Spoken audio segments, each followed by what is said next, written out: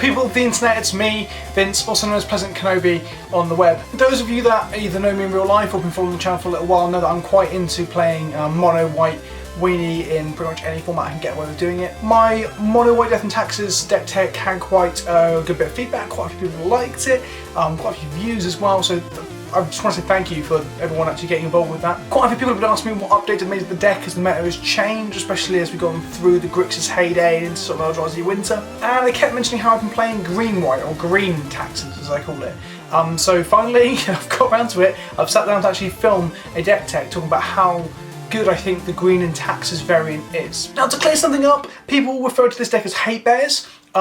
Well, strictly speaking, you aren't incorrect to say it is a hate bears deck, because they share so much in common. There is kind of a difference between Death and Taxes and hate bears. Hate bears, traditionally speaking, is designed to attack green-black decks. So you play like Locks and Smiters and Wiltleaf Lieges in your main board to get around things like Inquisitions, Thoughtseizers, Lilianas, and just get there against green-black X. Death and Taxes is more in line with a port of the Legacy deck, looking at Mana Denial and Disruption, although hate bears does obviously disrupt as well. Death and Taxes, in my opinion, is much more reliant upon Vial, Flicker Wisp, and that kind of synergy, which I will show you in a moment is what the deck that I play is heavily based around. Of course I'm going to say this because I'm incredibly biased, but I think this deck is relatively skill intensive. The cards you're playing on their own aren't that powerful, and when you're behind and top decking against things that play prominent and powerful threats like green-black X decks, you won't feel like you're in the driver's seat. However, it is a synergy based deck that plays lots of hate cards that can really catch out certain decks and hit the meta from a certain angle. So if you like synergistic decks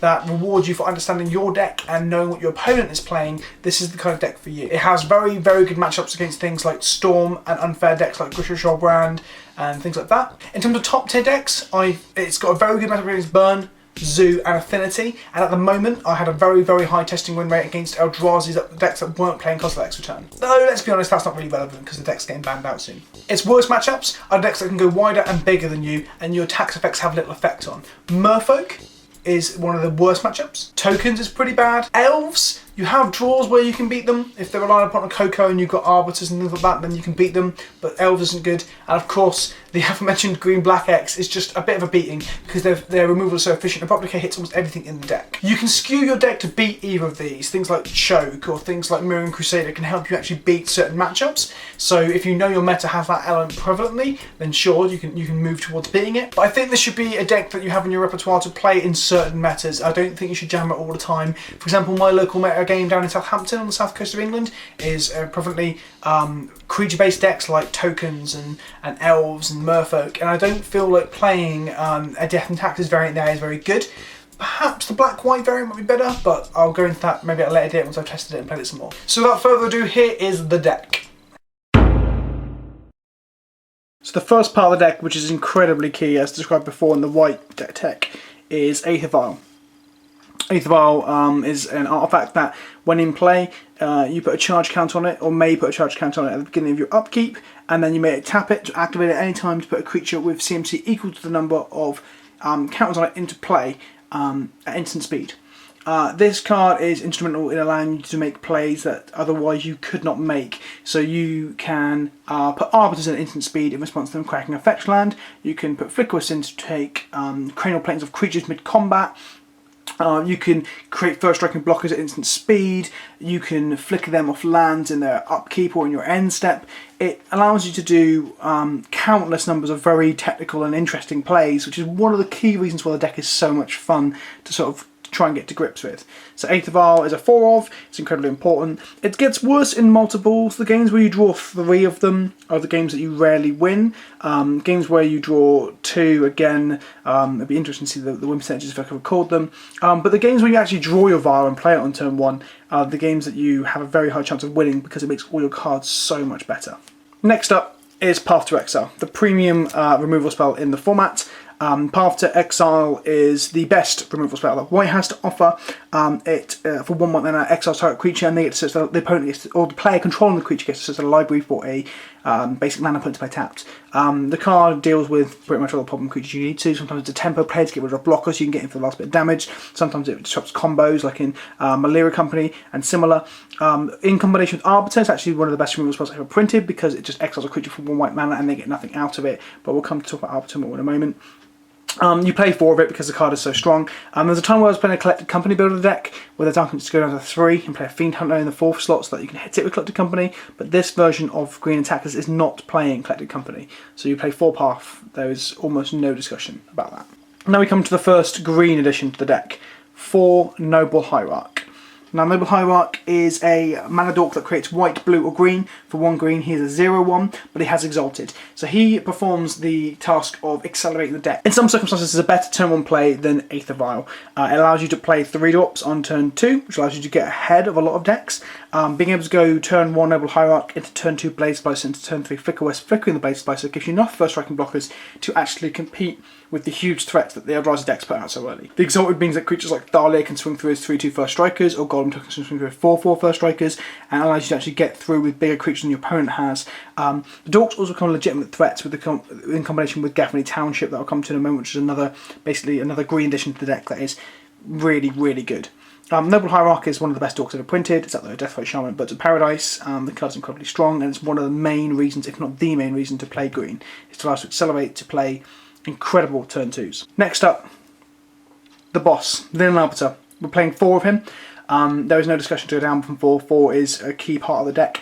Leonin Arbiter is a 2/2 bear that makes your opponent have to pay 2 mana in order to be able to search their library. This disrupts fetch lands, Scapeshift, Cord to get creatures. It disrupts many actual plans of its own, and then in addition with Ghost Quarter and Path to Exile it becomes a synergistic hate machine for getting you into situations and games that you shouldn't have necessarily won. It turns Ghost Quarter into Strip Mine when they're tapped out, and it turns Path to Exile into like the best removal spell ever. Leonin Arbiter is weirdly the best and worst card in the deck. In some circumstances he is incredible. Playing him turn 2 off of a Noble Hierarch and playing a Ghost Quarter at the same turn to blow up your opponent's first land when you're on the play, so you now have a Hierarch, a land and an Arbiter and they have nothing, is incredibly powerful, one of the best lines the deck can take.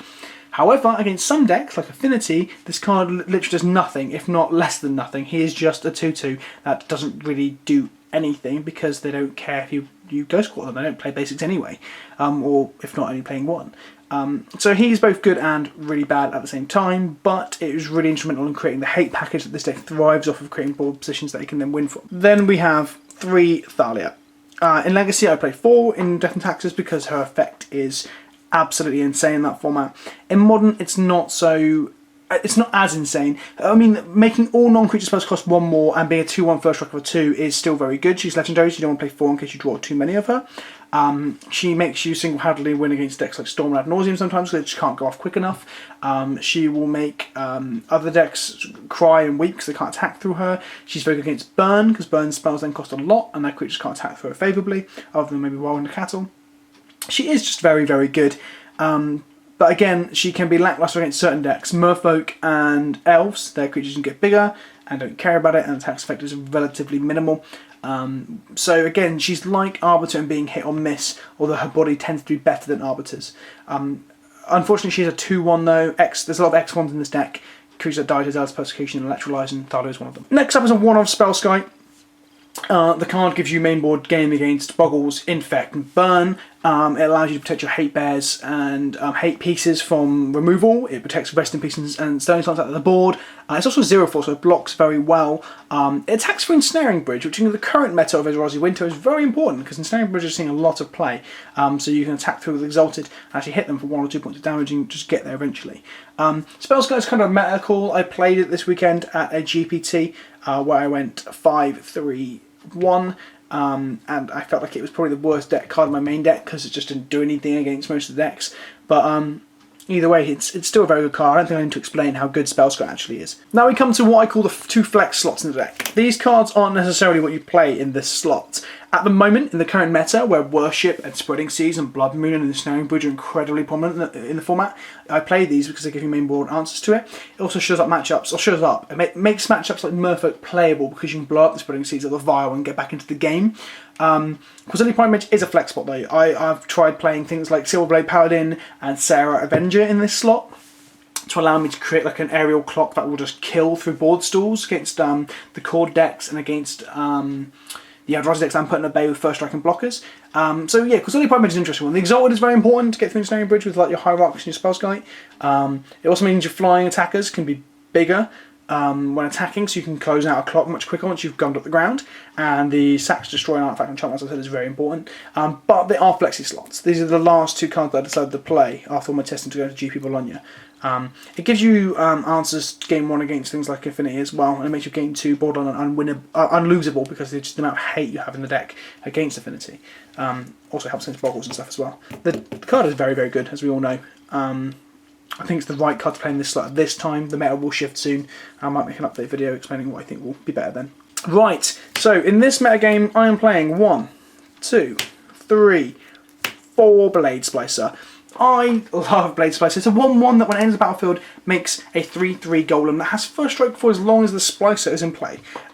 This card on turn 2 creates a blocker that blocks most things on that turn, and then on turn 3 when you flick it, you've now got 6 power first striking blockers. It also makes Mutavault into a first striking golem as well. Well, Mutavault becomes a golem of its own accord, but it makes it first strike. Thalia plus Mutavault plus these golems gives you a lot of defensive game against these huge Eldrazi that they're putting out on turns 3, 4 and 5.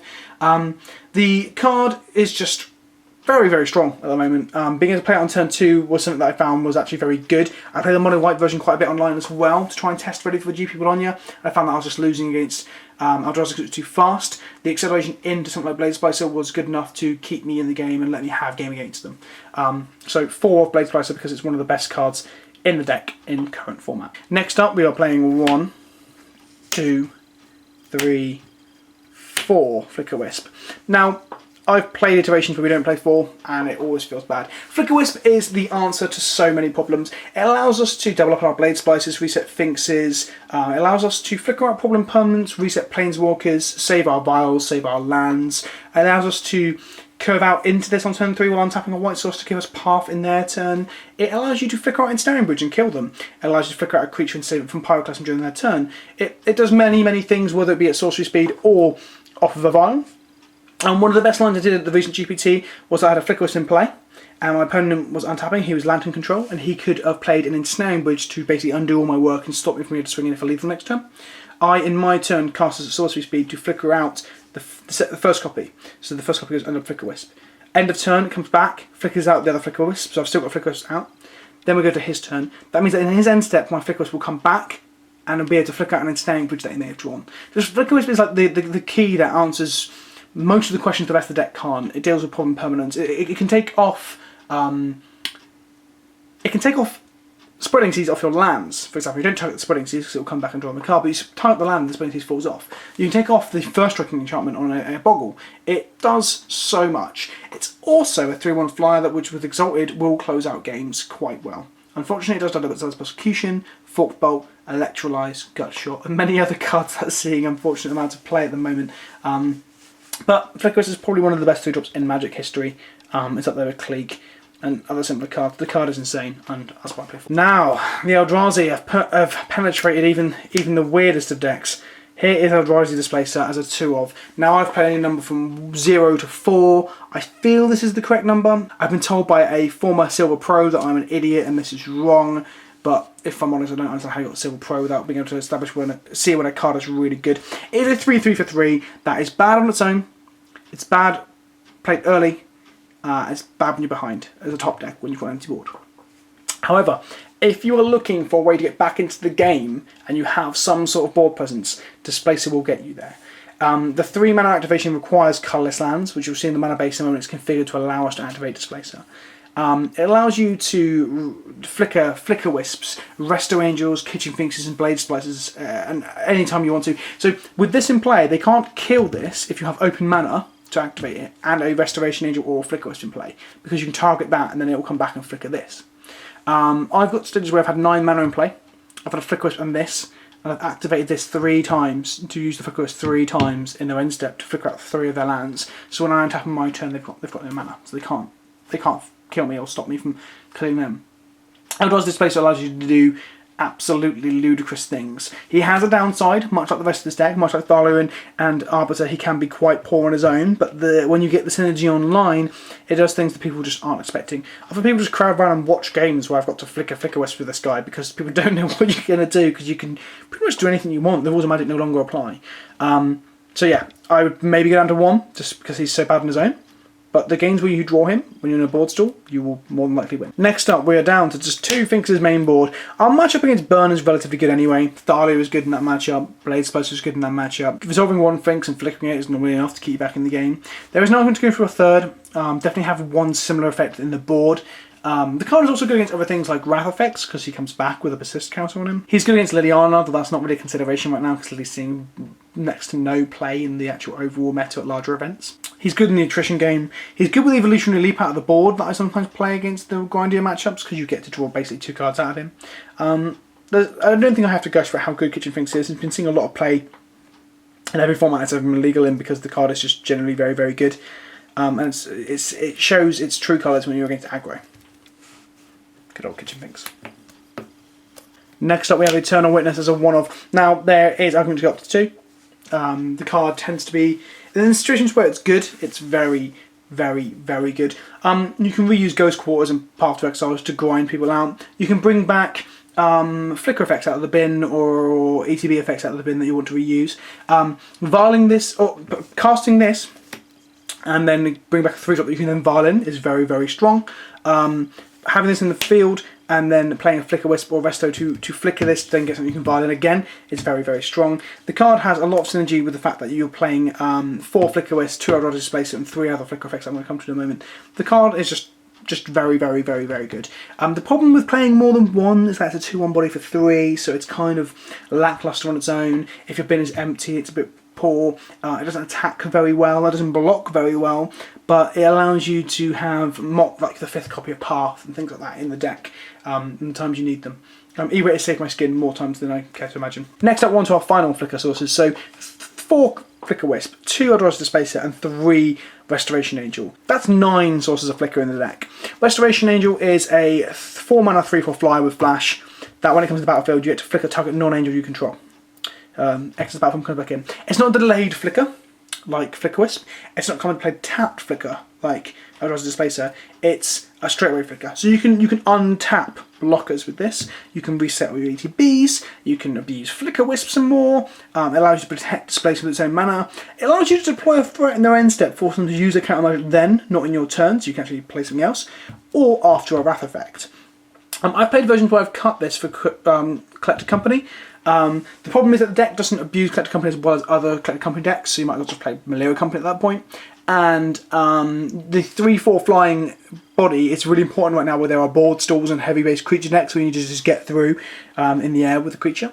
So Restoration Angel is incredible. It's like Flicker Wisp's bigger, beefier brother or sister in this case. And the card is just really, really strong. You can do obscene things with it in combination with Flicker Wisp. And then in place of the other Restoration Angel, or a single Kogo, I've got Linvala, Keeper of Silence. The reason I've got Keeper of Silence in the deck at the moment is because Malera Company is prominent, Kiki Company is prominent, Kiki Cord is prominent, sorry, and obviously you've got the blue-white Eldrazi lists as well. We've got Drowner of Hope and Eldrazi Displacer, which are a key effect you want to stop. It's also quite good against Affinity, but it's very slow, so usually, unless you've got some game against them early on, this isn't really going to stop them from killing you. But Linvala's got a lot of game in the board, in the meta right now. She will probably move to the board or out of the deck for a while, come rotation, but at the moment she is very, very strong, and she has just outright won me games. I've seen Malera Company players just sink into their seats when they cast her because they have no way of interacting with her at that point in time or any way of stopping her.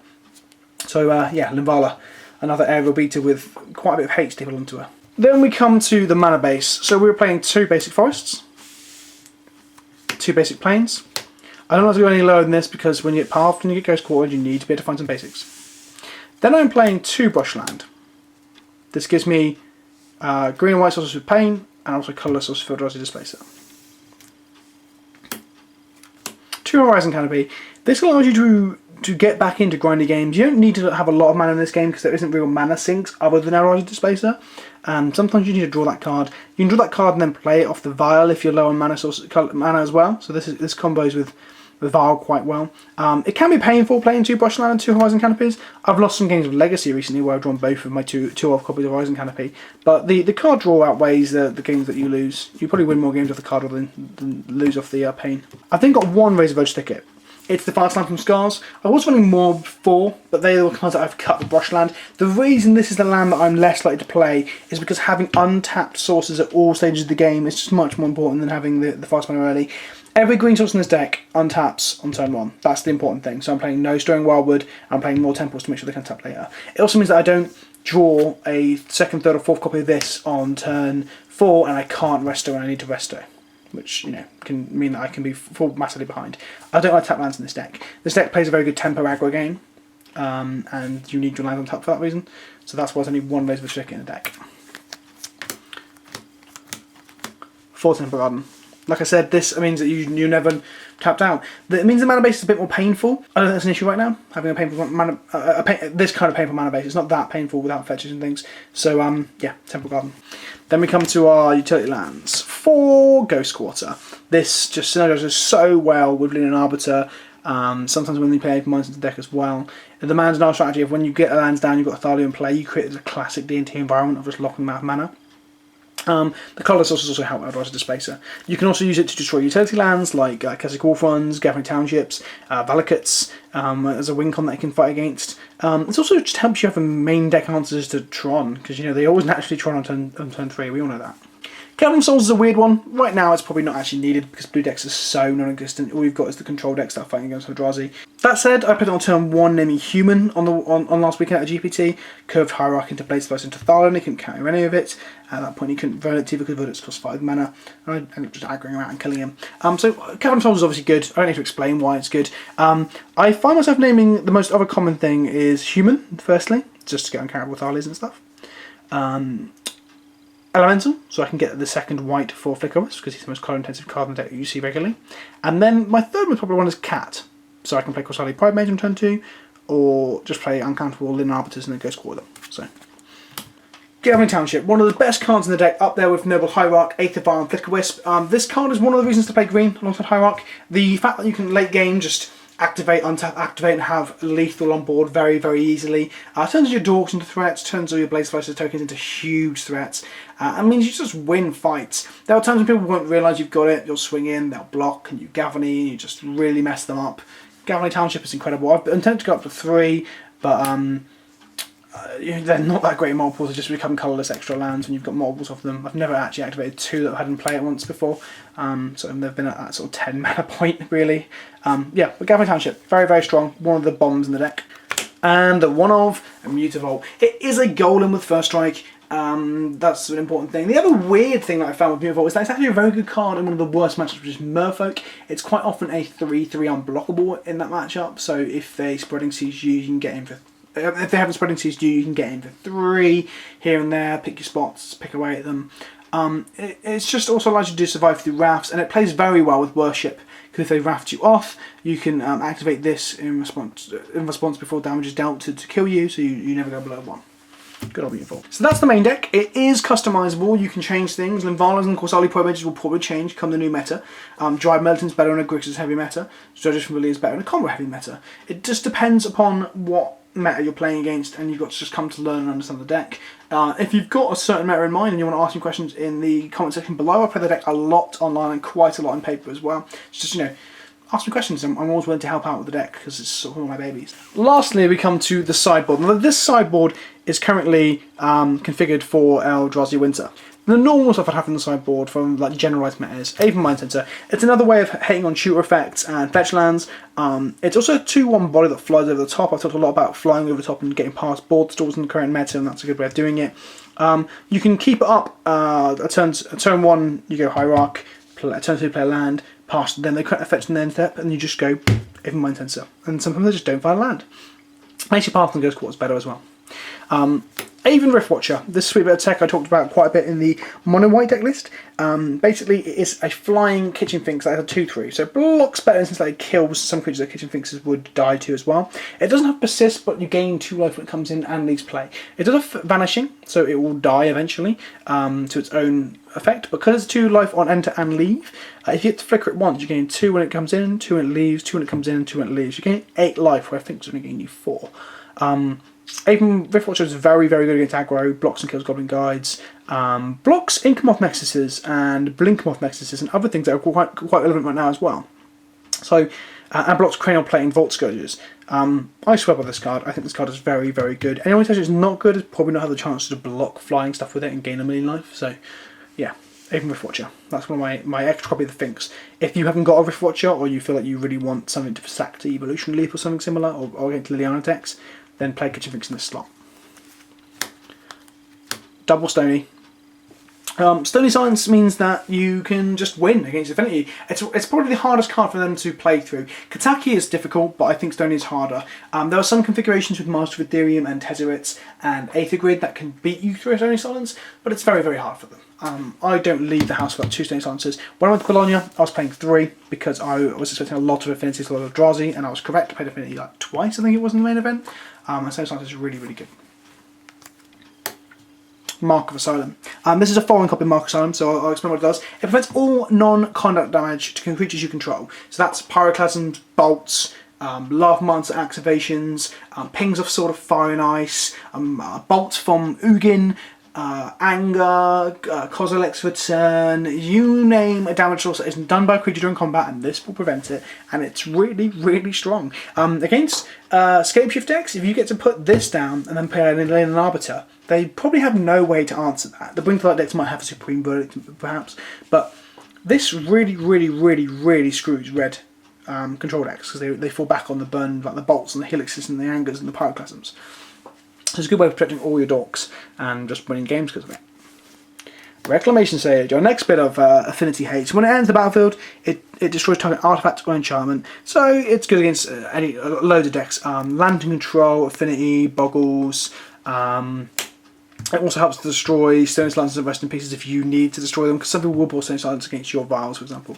It blows up vials in the vial mirrors against Slivers, allies, or of course Merfolk.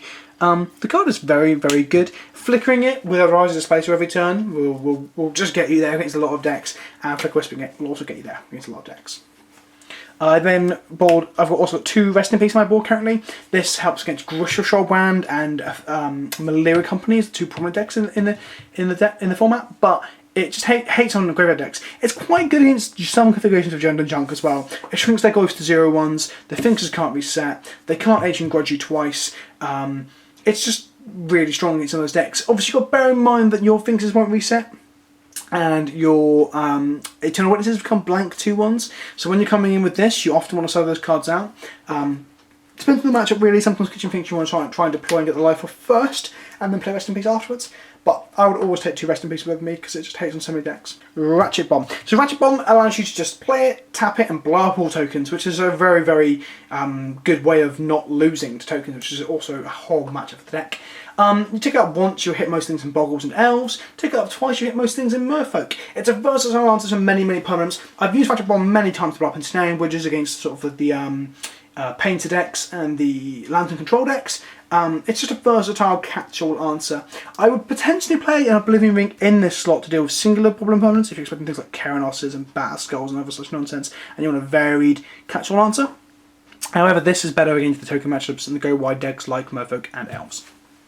Again, let's beat Merfolk and Elves. Engine Explosives. It performs a similar function to Ratchet Bombs in a different capacity. You can put it down on 0 to blow up tokens again, etc. It does a similar thing to Ratchet Bomb, apart from Ratchet Bomb can get higher. In this deck, you can only get to 3 with Engine Explosives with the help of Hierarch named tapping for blue and your green and white lands. But it also allows you to play it on that number and set it off late game anyway. So it performs a slightly different role. Some decks might prefer to play 2 of this, some various might prefer to play 2 of this. These are also very good against Affinity. If you can lay one of these down and blah blah stuff, then play one of these afterwards, they are normally boned. Or like I can at Bologna, I can punt really hard in round 4 and have this, this and this all in my opening hand, and then just lose, so play them in the wrong order, and then die with 3 Master of Ethereum. Then we get to the Eldrazi hate. This is stuff that I wouldn't necessarily play in other metas, but it's stuff that's kind of important right now. Lower Sentry. Lower Sentry is a 1/1 that when it blocks something, it gets a trigger, but it just destroys it. Simple as that, and itself. You can flicker this in response to the trigger. So you can block with this guy, activate Vial, flicker it, activate Displacer, flicker it, cast a Resto, flicker it, and it will come back. The thing is triggered and blocks has been destroyed, and this is that. It kills things before first strike, trample, lifelink, death touch, any of that nonsense happens. It just kills them dead. So it will stop a 5/5 reality smasher for 1 mana. I've played this on turn 1 before and then had my opponent lose 4 life to kill it with Dismember, so they can carry on playing their Eldrazi crap without dying to this. I've played 2 of it in the main, I've played 2 of it in the board. Once Eldrazi are gone, it's probably not good. It's quite good against Tasco Gurmag decks if that becomes a prominent thing again, and it's quite good against Goyfs, but I don't know if I'll actually end up playing it for that reason. But there, some Eldrazi hate. Ghostly Prison, the old creature can't attack you unless you play 2 mana. Yeah, this is good against Dick Go Wide or play lots of big stuff. Don't forget, Eldrazi might be casting cards that cost 5 or 6 mana, but they don't actually have 5 or 6 mana in a traditional sense, so they can only attack 1 by 1. And if they're attacking 1 by 1 into like Blade Splicer tokens, they won't attack favourably. Ghostly Prison is good against Eldrazi. It's also good against Merfolk, Elves, tokens. All the decks this deck is quite bad against, and just other aggro matchups as well. So Ghostly Prison can be really, really good. Thragtusk, yeah. So you get a 5/3 that gains you 5 life, and when it leaves the battlefield, gets you a 3/3 beast. Now, bear in mind it's leaves, so anyone who got to play this in standard with Restoration Angel understands how good Restoration Angel is. If you get to displace it with a displacer or flicker wisp, then you are having a very, very good time. Thragtusk allows you to get there against other sort of mid-range aggro decks. Sunlance. This is my 5th copy of Path to Exile. Essentially, it's 3 damage target non-white creature for 1 mana. It kills Eldrazi Displacer in the blue-white matchup. It also kills Mimics if you don't want to have the aggro draw. It kills Pinpoint, stuff like Azuri once they're tapped out with Elves. It kills Bobs, Cleeks. There's other applications for this. There's also, weirdly, sometimes it will kill a Goyf more often than Bolt will because it's a sorcery speed effect. So it's not like a Bolt. So they thought seize you, get rid of your vial or whatever, play their Goyf, and it's now a 2/3, and then you just Sunlance it, and you're like, well, now it's dead. So Sunlance is an interesting card. Some metas you will play it, some metas you won't. But it's definitely worthy of considering because it will also kill things that are attacking, like Condemn can't. The other option instead of this is Dismember, but in the aggro and Zoo decks that you want to green this in against, Dismember's obviously. Lastly, everyone's favourite card right now, Worship. If you control a creature, damage that would reduce your life total to less than 1, which is to 1 instead. So basically, if you have a board presence, they can't kill you. So it's not so good against the control decks that are wrathing you, although if you have Mute Vault in play, you can activate Mute Vault, in response to them attacking you or bolting you, and you won't die. Bear in mind, Vapor Snag and things will kill you, because life loss isn't prevented. But yeah, Worship is good against the decks that just can't deal with it. Merfolk. Elves can call for a Vex Sage, so I don't know if I brought it in against Elves. Maybe I would, because I haven't used their card to deal with it, as opposed to calling the Creator for Azuri. And of course, it's good against a lot of the Eldrazi decks, because Eldrazi, again, have very little way to deal with it, other than disenchants on the board and stuff like that. So that's my configuration at the moment. Things will change. I may do an update post-banning, although I'm probably going to move on to playing Malira Company for a little while in paper. Again, if you have any questions about how you should sideboard against certain matchups, I've played a lot of this deck. I've had a relative success. I haven't quite won any PPTQs or anything like that yet, but that's what this year's for. But thank you for watching. I hope you found this at least slightly useful and interesting. Any questions, hit me up. I'll definitely subscribe as well. I'm going to be playing the deck alongside other silly things like Mono Red Tron on Twitch soon as well. So I'm streaming most Thursday nights at 7 o'clock UK time. So that's this evening as well if this video goes up on time. So be sure to come check me out, say hello, drop some questions in the chat, and just hang out and have fun. Thanks for watching. I've been PleasantKenobi. Goodbye.